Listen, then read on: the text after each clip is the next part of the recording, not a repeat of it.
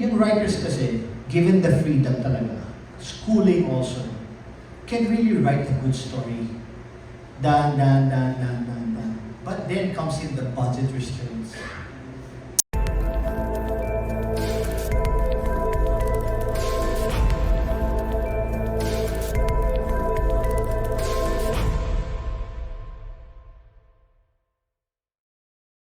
Kay Direct, first time mo po with Ada. Yes, first time. So, how's it po? Kasi aminado naman siya na pakialam meron siya sa scene.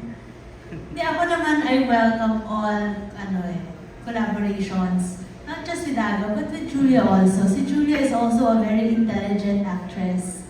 Tapos meron siyang emotional maturity that just gets the right beat lagi. So, the two of them, ini-encourage ko naman din talaga na mag-speak up sila. And very collaborative naman yung mood sa set namin. Even after the shoot, even during the post, very collaborative naman ako with everyone. So, I really didn't mind na marami siyang inputs. Ano yun, welcome yun sa akin.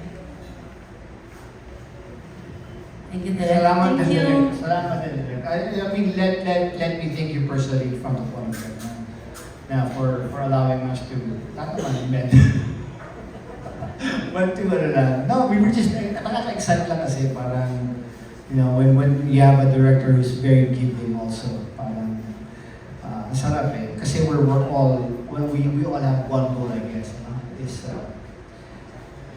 parang with the little that we have, parang, it's nice. We have, para meron kang maliit na bulaklak na gusto mong alagaan, gusto mo i-presenta sa tao ng maganda. So, parang gano'n lang ang tingin namin dito sa aming pelikula nito. Kanina kasi diba, nakikwento mo na yung project na gusto mong gawin. So, may possibility ba that you direct yourself in that movie? No. I need someone to direct always. But I just know what I want. Parang pag gumagawa mo ng pelikula, it's just nice to collaborate with your director always. Kasi I realized growing up, I had dreams of directing before when I was younger. And it's a gift. Parang minsan if it's not yours, iba ang disiplina ng director. Wala ako nun calling all the shots. I'm very humble in that way, na parang nahihiya ako to direct. But I have that also of being in charge. But yung director kasi, mula umaga hanggang gabi, siya ang masusunod doon, Parang hindi ko kaya yun, nakaka-stress. Diba? Iba yung director eh, tapos may editing ka pa, may ganun goods, nakikiram din naman ng mga artista mo. But, di ba nang ibig sabihin, iba ang director, parang, I will just collaborate always. But I think because what stopped me also from the dream is because I've experienced parang script. Listen to this guys, maganda to. Itong storya. Ganda. Yan, pag ganyan, i-direct ko yan. Gagawin ko yan. And then, makita mo sa set, ang problema, makita mo yung problema. Yung big scene na ganyan, ito yung eksena mo, ganito gagawin natin. Direct, wala po tayong budget para dyan. So, mag-a-adjust ka na yun. Kaya hindi ko kaya yun. Parang, kung ako magdidirect yun, parang, walang pera eh. Paano mo gagawin yung eksena mo gusto mo, may shot ka rito, may ganito, may ganyan. Direct, ang budget natin sa kwarto lang po. So, ang mga director, nakita ko, nagagawa nila ng paraan yun. So, sabi ko, ang hirap din. Parang may hirap yata gawin nun. Kasi, pag may nakaplansya na sa ulo mo na ito ang eksena gagawin ko. Tapos, wala kang pera to do that, Because I even asked, one time I even asked, dagdag ko lang naman. Go. Okay lang, Last to. And then, isang challenge ko kasi, minsan, sa tagal ko na rin sa industriya, writers, sa pelikula. Sabi ko, bakit ang pelikula natin?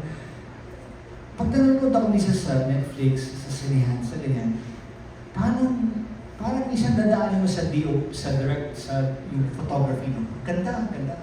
Pero bakit ang lines always falls flat? At flatten, yung story is always the same, dragging, ganun. And may sumagot sa akin, hindi ko na sasabihin kung sino. Like siguro you can attest to this also. Na parang, yung writers kasi, given the freedom talaga, schooling also, can really write a good story. Dan. But then comes in the budget restraints. Budget restraints talaga. Of course, may magsasabi na, yeah, pwede naman tayong gumawa ng low budget na pelikula na magandang storya. Yeah, but ilan lang yan? Kasi minsan sa pinaka-simple storya mo, minsan kailangan mo madaming location, kailangan mo na madaming shots, kailangan mo na madaming ganito, kailangan mo ng mga artista ganito, kailangan mo ng preparation ng ganito. Pero you're working within a budget talaga. So it's really hard also.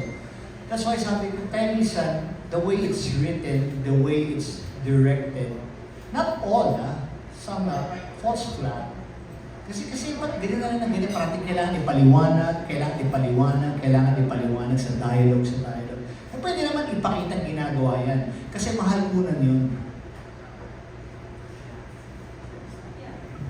Tama ba yan? Oh, I mean, yung struggle between budget concerns and creative content will always be there. So you always have to strike that balance. It's frustrating sometimes. Yeah. Frustrating. Pero, kailangan mag-strike ng balance. It comes with the job, I think, of striking that balance. And part then it's yun ng really job. flexible that way, no? Ha? Kaya ako mahirap magsulat, mag-direct. Parang, Produce. wala. Producer. Yeah, Possible. Mas possible kaysa director. wala pag-produce naman most of my films. Not naman direct, may share ako. Hindi ko lang, wala na yung pangalan ko doon. Parang bakas na.